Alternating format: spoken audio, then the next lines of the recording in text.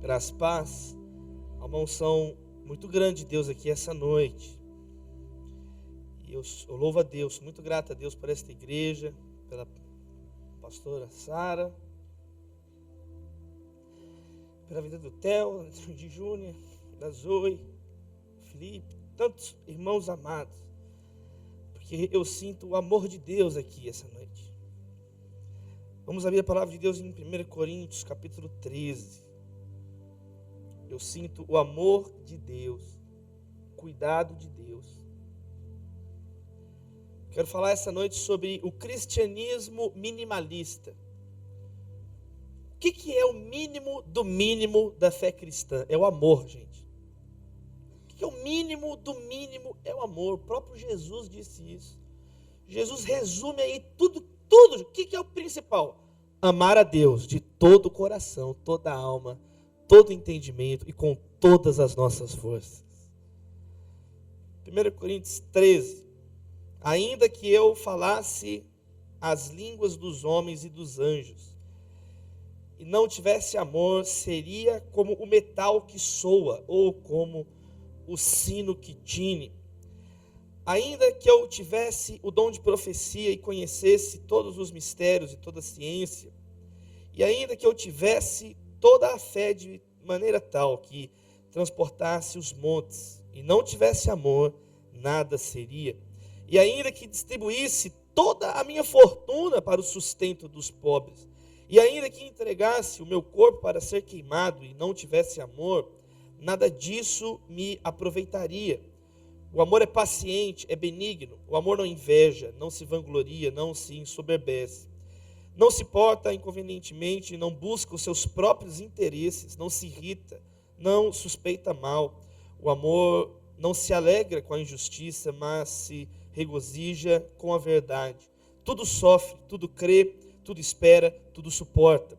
O amor nunca falha, mas havendo profecias cessarão, havendo línguas desaparecerão, havendo ciência passará, pois em parte conhecemos e em parte profetizamos. Mas quando vier o que é perfeito, então o que é em parte será aniquilado. Quando eu era menino, falava como menino, pensava como menino, raciocinava como menino, mas logo que cheguei a ser homem, acabei com as coisas de menino. Agora vemos em espelho de maneira obscura, então veremos face a face. Agora conheço em parte, então conhecerei como também sou conhecido. Repita comigo. Agora permanecem estes três: a fé, a esperança e o amor. Mas o maior destes é o amor. Uma amiga minha, crente, mas ela era muito chata. Pessoas chatas, elas existem. E ela queria convencer a outra menina da minha sala de aula que Jesus tinha ressuscitado dos mortos. Menina inteligente, a crente. Aí ela começou a argumentou, e a outra no começo da conversa não acreditava. Não, Jesus ressuscitado, não existe isso. Aí começaram a conversar, começaram a explicar e falar, e eu ouvindo. Aí no meio da conversa a outra começou a mudar de posição. Puxa, mas que interessante isso. E ela falou mais, e a outra, puxa, mas muito interessante. Aí no final ela começou a concordar, mas eu acho que Jesus ressuscitou mesmo, então. Aí no final da conversa, a crente chata falou assim, então, você então agora quer viver para Jesus? Né? Você acredita que ele ressuscitou? Eu estou acreditando mesmo, interessante o que você me diz.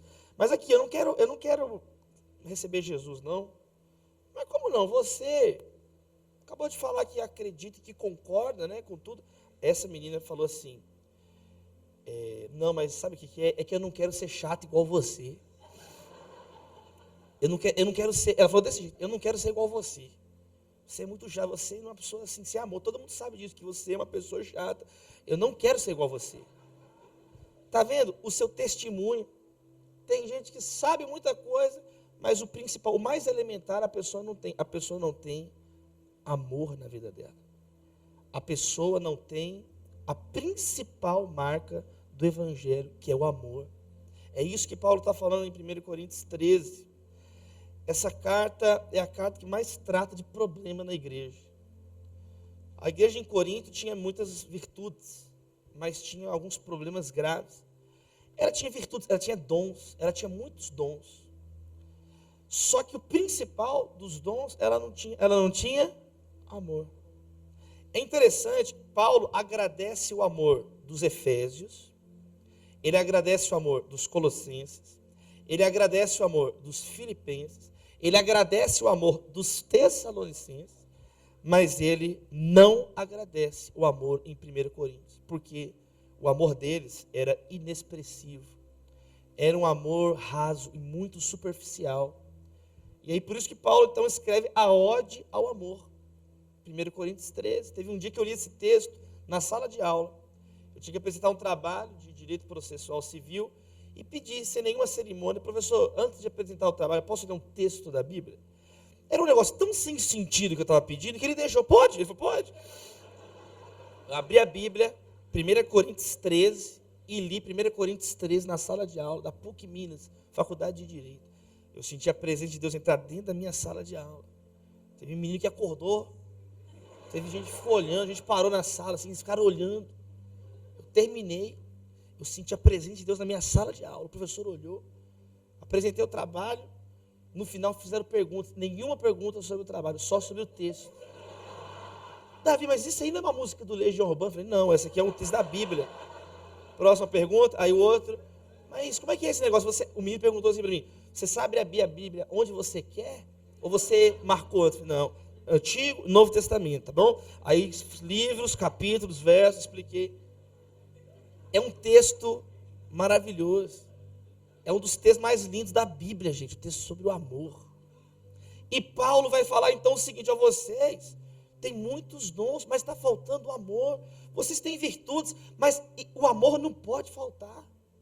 O amor não pode faltar. Eu conheci um menino de Guarapari, no Espírito Santo. O e-mail dele é surimicantas@gmail.com. O teu e-mail pode falar em línguas.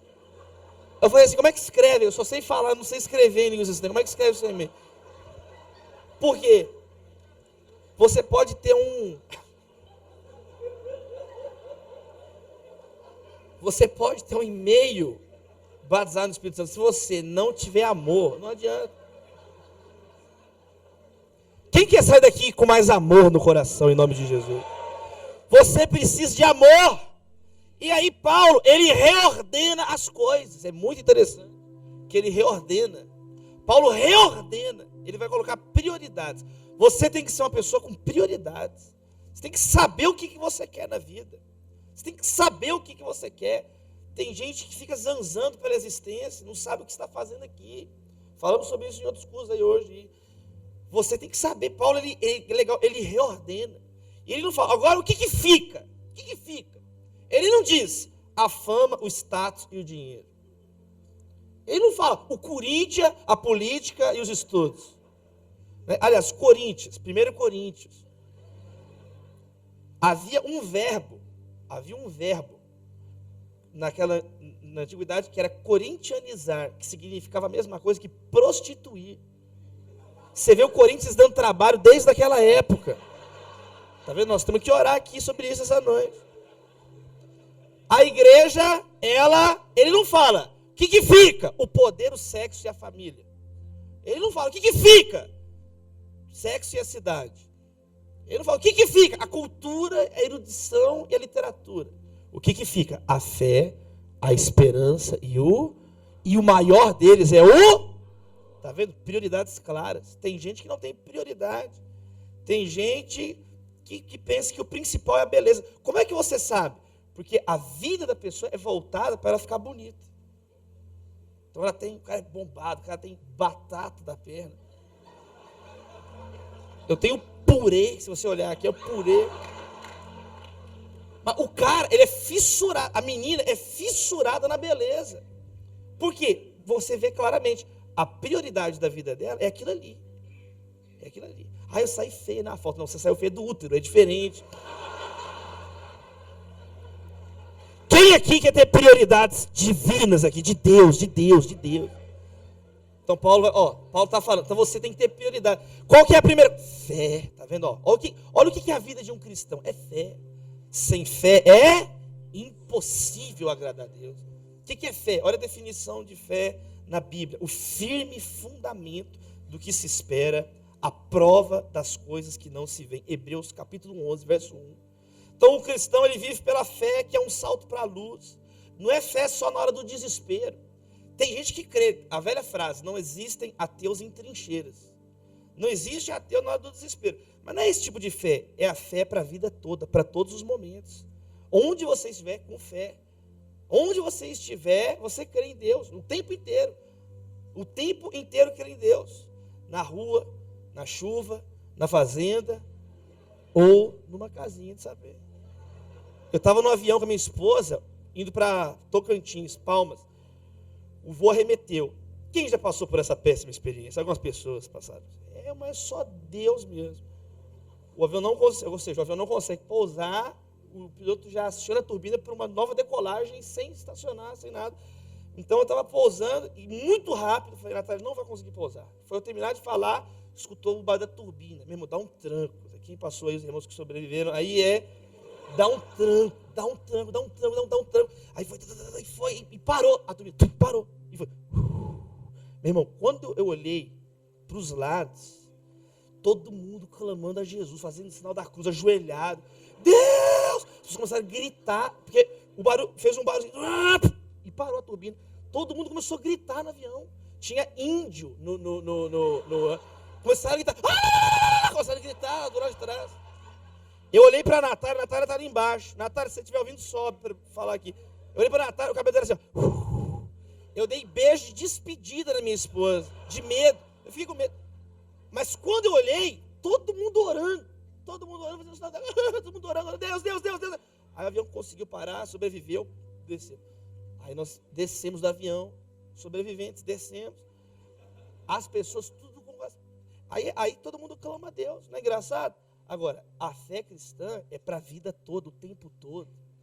É para crer o tempo todo. Louvar a Deus, engrandecer o nome de Deus é uma fé inteligente. É uma fé poderosa. É uma fé que é baseada na palavra de Deus, não é em teoria humana. Não são em especulações filosóficas. É na revelação de Deus. Eclesiastes fala assim, quem que já morreu e voltou para saber o que aconteceu? Ninguém. Então, tudo que a gente falar que vem depois da vida, morte, é especulação. Mas nós sabemos, é a revelação de Deus, tá vendo? Não é especulação, não é achismo. Você pode ler os filósofos, eles acham, eu considero, eu penso que, eu raciocínio que, as evidências me dizem. Mas a Bíblia é a revelação. As teorias científicas mudam muito, sabe? A palavra de Deus, ela é imutável. Ela é imutável, ela continua transformando vidas no passar dos séculos, atravessar dos séculos. Você pega um livro de história de 10 anos atrás, está desatualizado. A Constituição Federal do ano passado está emendada e remendada. Você pega o jornal de hoje, está completamente desatualizado. O Lula já deve estar preso agora. Você pega a Bíblia, foi escrita há mais de 2.000 anos atrás, textos de 3.000 anos, e continua atual, relevante, pertinente, transformando vidas hoje, aqui no Brasil, no Japão, na China, na África, na Europa, nos Estados Unidos, no México. A Bíblia fala a todos os homens, de todos os lugares, de todas as classes sociais, de todos os tempos. Se você é uma pessoa sensata, que está em busca da verdade, você precisa começar pelo lugar que merece mais credibilidade que qualquer outro. A Bíblia Sagrada. O livro que mais alterou positivamente a sociedade, a civilização humana. Então a nossa fé não é uma fé no nada. Não é a fé qualquer, é a fé na palavra de Deus. É a fé nas sagradas escrituras. Esperança, o que é? É a expectativa nas promessas de Deus. Quantos querem sair daqui com o coração cheio de esperança? Então não é otimismo. Otimismo é o que eu posso fazer. Esperança é o que Deus pode fazer por mim. Então é otimismo, é filosofia barata. É autoajuda. O que é esperança? É a ajuda do alto. É teologia, é Bíblia. É Deus respondendo. Então, é você ter fé, é você ter esperança e é você ter o quê? Amor. Só que Paulo é muito claro, o maior desses é o amor. E por quê? Por que o maior é o amor? Porque a fé e a esperança um dia alcançarão o seu meta, propósito, objetivo. Você não precisa de fé na presença do próprio Deus, face a face com Deus. A fé é para esse momento agora. Você não precisa mais de esperança quando Jesus voltar, aí não precisa de esperança mais. Aí Jesus voltou. Agora o amor é eterno. O amor é para sempre. Então o maior é o amor. O maior é o amor. Aí vem a pergunta, o que é amor então de acordo com a Bíblia? Sabe o que é amor? Para falar de amor tem que olhar para a cruz. Eu preguei em janeiro deste ano, na formatura da Faculdade de Medicina da UFMG no Mineirinho.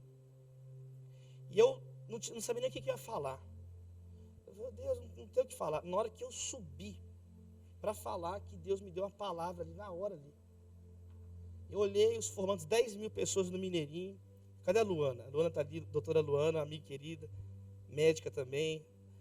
Integrou na nossa igreja lá, está em São Paulo aqui agora. Eu olhei lá para os formandos. Aí eu vi a cruz em todo lugar. Aí falei, ai Deus, aí, tá vendo? Vocês estão aqui, né? A cruz é o símbolo dos hospitais.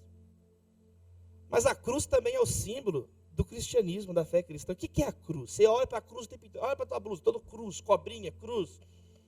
Aí tem uma cruz aí, olha aqui, tinha uma cruz. A cruz significava morte. A cruz é uma cadeira elétrica, é um lugar de execução. É a mesma coisa que uma cadeira elétrica, é um lugar onde criminosos eram executados. Só que Jesus Cristo morreu numa cruz por nós, por amor. Está vendo?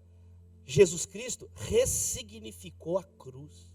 A cruz não é mais o símbolo de morte, agora a cruz é o símbolo da vida. A cruz agora não é o símbolo da injustiça, é o símbolo do perdão de Deus.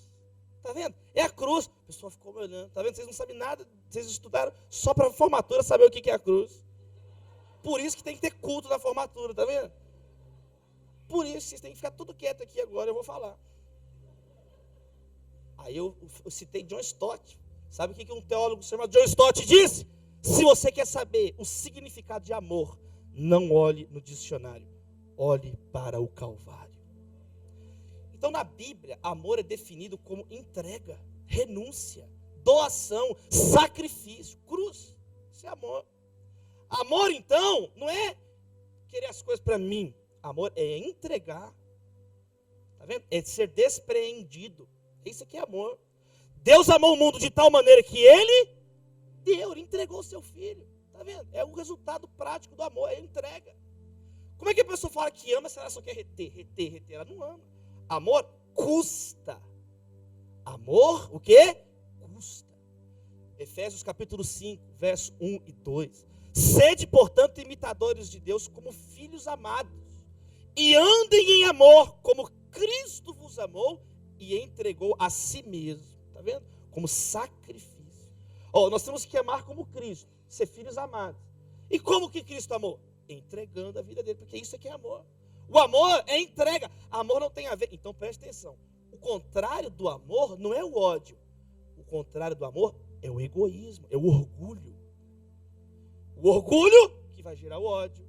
O orgulho que vai gerar a intolerância. O orgulho que vai gerar a vingança. O orgulho que vai gerar a indiferença, a apatia. Está vendo? Então o oposto do amor é o orgulho na Bíblia. É você querer viver do seu jeito. É o filho pródigo. Eu quero distância da casa do pai. Eu venho do meu jeito. Eu quero que pai. Eu quero ver aqui do meu jeito.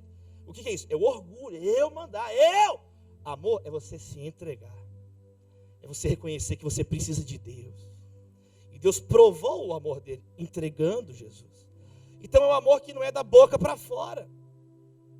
É amor. A primeira bem-aventurança. Bem-aventurados os pobres em espírito. Está vendo? É reconhecer que você precisa de Deus, um espírito carente. Tem pessoas que não choram há muito tempo na presença de Deus, porque lágrimas quentes não podem sair de corações frios, está vendo? Às vezes os seus olhos estão secos porque o seu coração virou um deserto espiritual. Você não tem amor, você é uma pessoa que não está vivendo a coisa mais elementar do evangelho, que é a entrega, é o sacrifício, é a doação. Então eu vi uma igreja no interior de São Paulo aqui, tem uma briga na igreja, é uma Assembleia de Deus. Aí os irmãos saíram e fizeram outra igreja. Aí colocaram o nome Assembleia independente de Deus. Aí eu fiquei olhando. Theo, tá errado o nome dessa igreja. Porque o cristianismo é o oposto. É você depender de Deus. Tá vendo? É você não depender de você. É o amor. Agora, o amor, ele tem que ser demonstrado. Não é da boca para fora, não. Paulo está mostrando, então, aqui, o amor tem que ser vivido na prática. Porque tem gente que só fala, eu sou crente, eu isso, eu aquilo. Só fala. Aí você vai ver a vida da pessoa. Não tem o mais elementar, não tem amor. Pessoa cheia de vingança, cheia de egoísmo, cheia de, sabe? Toda ela. Um dia eu tive que apresentar um trabalho na sociologia jurídica. O professor falou, vai apresentar agora o grupo Davi, Alfredo, Maurício e Guilherme. A gente, que trabalho, professor? Não sabia nem que existia matéria, quanto mais que tinha um trabalho. Segundo período. O que é isso aí? Ah, um trabalho aqui. Qual que é o tema? Segurança pública. Mas, quanto que vale? A alma de vocês, vem aqui agora apresentar. Aí o que a gente vai fazer? Não tinha feito nenhum trabalho. Estou falando do ano de 2004. Não existia nem smartphone ainda. Não tinha. Eu falei assim, segura as pontas aqui. Eu fui para o diretório acadêmico. Nem parece, mas não tinha telefone, não tinha. Pelo menos eu não tinha. Aí a gente saiu, fui para o diretório acadêmico por um computador. Google, segurança pública. Apareceu umas coisas lá, eu anotei assim, menos de um minuto, voltei para a sala inteira me olhando. Professor, pode apresentar. Eu comecei.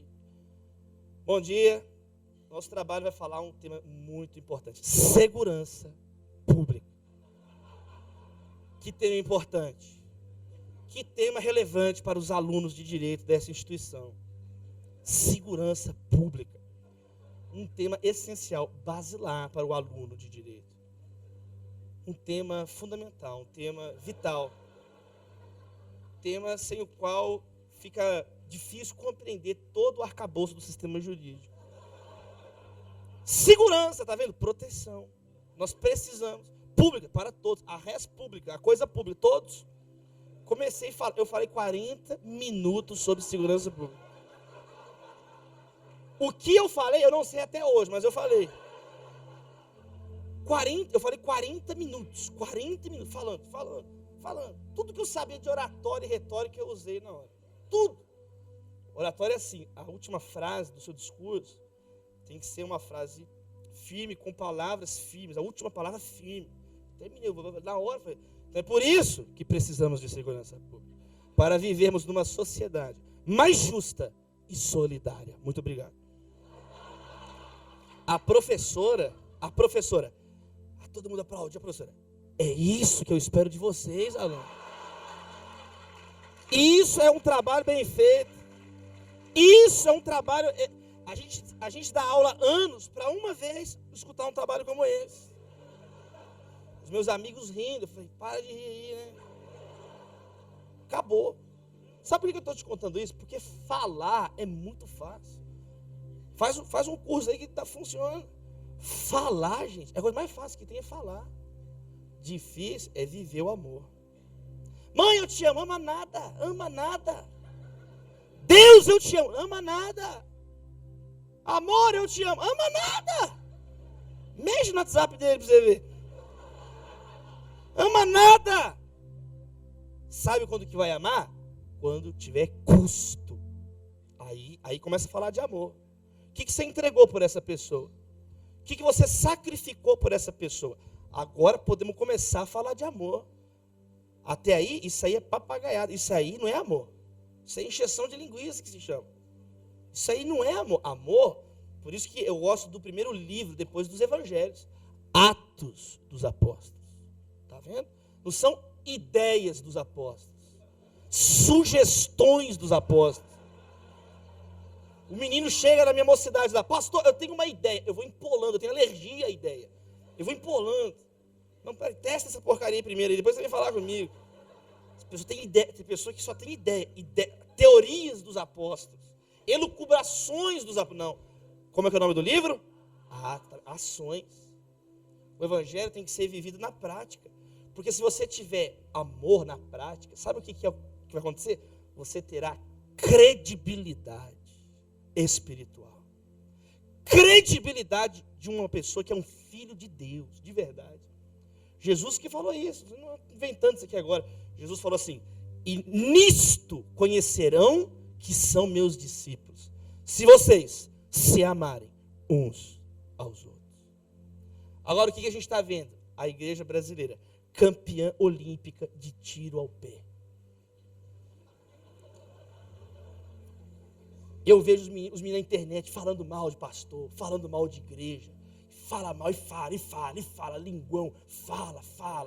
Não sabe nem o que está falando. Não tem nem noção do que está falando. Cita pessoas que ele não conhece de perto. Tá? E isso vai o Satanás só fica feliz com isso. Falta de unidade nas coisas mais elementares. Até quando vai faltar amor no nosso meio? Até quando vai faltar amor nas casas? O maior deles é o amor. Está vendo? Nós temos que amar, não é da boca para fora. Ame teu pai e tua mãe de verdade. Ame, prove o amor. Compra uma passagem, manda eles para Paris lá, tá vendo? Para Paris, que eu juntei dinheiro, pai e mãe.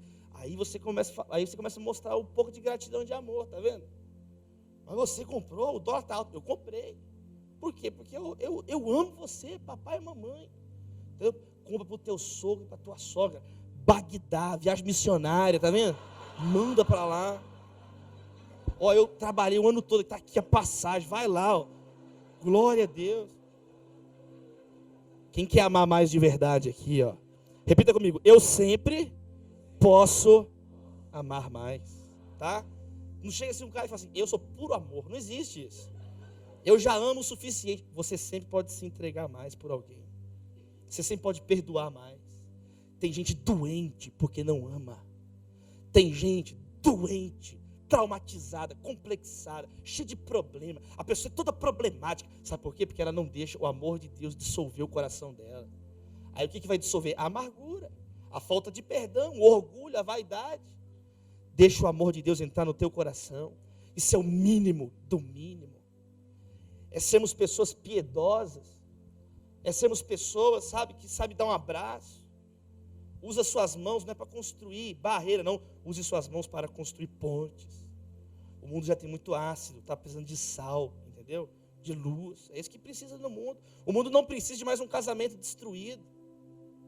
O mundo não precisa de mais agressão verbal, agressão física nas casas. Violência doméstica. O mundo não precisa. O mundo precisa de abraços. De Deus. Sabe? Deus quer te usar para dar um abraço em alguém. Teve um trabalho missionário que a gente fez com os jovens da nossa igreja. Tem anos essa história. A gente saiu para evangelizar lá na Savassi. Quem conhece a Savassi, né, em Belo Horizonte? Tá. Quem não conhece, não está perdendo nada não. A gente chegou lá. A gente chegou na Savassi para evangelizar. A gente chegou para evangelizar na Savassi. Aí tinha uns meninos, adolescentes, tudo satanista, vestido de preto, com, sabe, banda de satânico e tal. Aí tudo demoniado. Aí a gente chegou. Aí os meninos, quem é crente, não está na cara que é crente. Você vê assim, é crente. Eu sou filho de pastor, neto de pastor, bisneto de pastor, e virei pastorzinho. Então minha família, todo mundo pastor. Pai pastor, tio pastor, primo pastor, cachorro pastor alemão, todo mundo pastor. Então assim, igreja, ó, eu conheço de igreja. Eu preguei em Pindamonhangaba semana retrasada. Eu entrei na igreja e falei assim, essa igreja tem 50 anos, mais de 50 anos com certeza. Acertou, pastor? Como? Eu sei, depois eu te explico. Isso aqui tem que ter história. A droga mais pesada que eu usei na vida foi Fantaúva, para você ter uma noção. Tudo igreja. Dia de ceia é a dia da alegria do filho de pastor, porque ele vai comer o resto da ceia na cozinha da igreja. Então minha vida na igreja, tudo igreja. Eu sou da época do retroprojetor. É um ministério extinto. Não existe mais. Ministério que foi entregue ao Senhor, tá vendo? Era um ministério. É ou não é verdade, pastor? Quem já fez parte do ministério do projetor? Você é velho, hein? Era um ministério. Eu lembro, vai ter reunião do ministério do retroprojetor. As pessoas anotavam. Você sabia qual que era a letra da pessoa. Quem lembra disso aqui? Quem lembra disso? Você sabia a letra. Eu era menino, eu achava o máximo. Ah lá, as mãos de Deus. Ficava aquelas mãos assim, passando. Né? Não sei nem o que eu estava falando, mas vamos lá. Deus é fiel. Igreja. A minha vida é toda em igreja. Até voltar o fio da meada aqui. A vida é na igreja. Aí eu peguei e falei assim. Os caras de crente, Bíblia na mão, crente. Aí nós chegamos e os caras demoniados. Aí, Viemos em paz.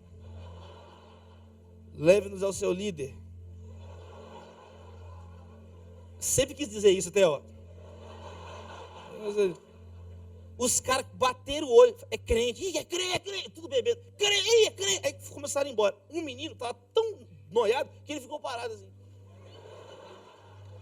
Tinha uma jovem. Aí tinha duas meninas no grupo. A Tobila e a Nívia. Duas jovens. A Tobila e a Nívia abraçaram esse jovem. Resumo da história. Abraçaram. O menino começou a chorar. Nós abraçamos, choramos do menino, todo mundo chorando junto. Aí a gente pergunta, por que você está chorando? Olha o que a gente ouviu do menino. Eu nunca recebi um abraço, assim, nunca recebi.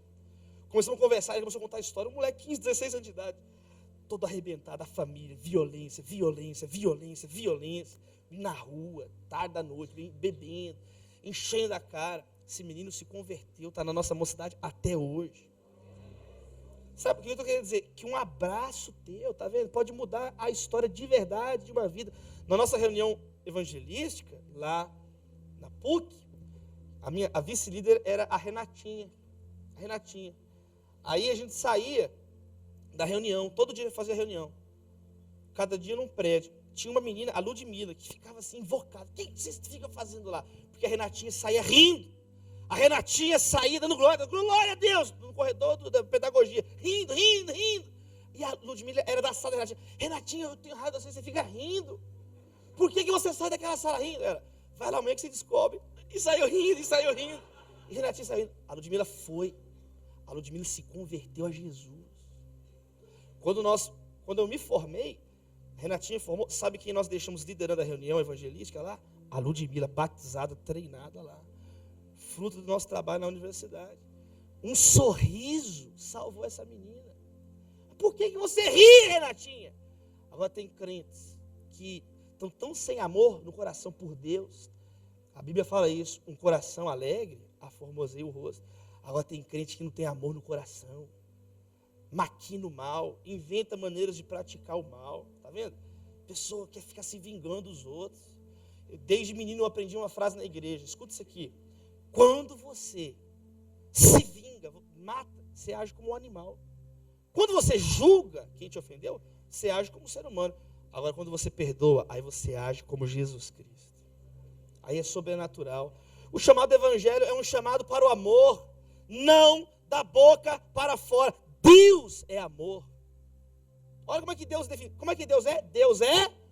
Tem um monte de definição teológica complicada para Deus. Olha a Bíblia definindo Deus. Deus é amor. Está vendo? Deus é luz, Deus é espírito. As coisas mais simples. Deus é amor. Deus, Ele entregou Jesus. Queridos, Deus está nos chamando para uma vida de amor. Porque essa é a marca do evangelho. O amor nunca pode cessar de ser pregado nos púlpitos. É o dom supremo, está vendo? É o maior mandamento. É a marca do cristão. É a identidade de um cristão. É a capacidade de amar, de perdoar. Quando você ama alguém, você desarma essa pessoa. A pessoa vem toda armada para acabar com você. Aí você fala assim, me perdoa. Você está certo e pede perdão. Está vendo? Você abre mão de direitos. Aí está falando de ser uma pessoa crente. A pessoa fica sem graça. Mas não vai ter briga? Não. Mas e agora? Não vai ter briga. Você ganhou a briga. Pronto. Você prefere a paz do que a briga. Se ataca é água, não é gasolina na fogueira. Você é uma pessoa que resolve as contendas. Você é uma pessoa que não passa fofoca para frente, não passa coisas ruins. Você fala aquilo que edifica. Tudo isso é marca de uma pessoa cheia de amor. Tudo isso são marcas de pessoas cheias de amor. Então é o que Paulo vai dizer. Olha lá, eu posso falar a língua dos homens, dos anjos. Tem gente que fala o português fluente, corrige os outros, não se desbaunilha, se desbaunilha. Já vi isso, já vi gente falando, corrigindo os outros assim. A vida é toda cheia, sem amor, cheia de ódio. Já vi pregadores, o cara fala um monte de palavra complicada, mas desce do púlpito, não tem trato, não tem amor, não tem piedade. E Paulo vai falando então, olha o que é o amor. Você pode dar a sua fortuna sem amor, tá vendo? É hipocrisia. Você fez por causa do show, você fez por causa, tá vendo? É paciente. Ele tudo sofre, tudo crê, tudo espera, tudo suporta. Deus está nos chamando para uma vida de amor. Amar o diferente, amar quem pisa no teu calo aí, amar as pessoas que estão precisando de amor. Nós estamos evangelizando o líder da marcha da maconha em Belo Horizonte. Esse cara, ele não fuma maconha, ele é a maconha. Ele chega 5 metros de distância, você já é um fumante passivo de maconha. Nós estamos evangelizando a maior dançarina de polidense de Belo Horizonte, falando de Jesus Cristo para ela, indo em lugar que ninguém está querendo ir. A gente está indo lá falar de Jesus. Essa menina me ligou um dia, a minha esposa acordou, fulano aqui está te ligando aqui, de madrugada, eu não sei nem o que eu estava fazendo. Eu falei, oi, ora por mim, pastor, tá vendo? Ora por mim, me chorando. Eu não sei nem o que eu orei, Deus abençoe a tua serra para não cair do poste, eu não sei nem o que eu orei. Mas eu estou disposto a amar. Quem quer ser usado por Deus? Dá uma glória a Deus no seu lugar.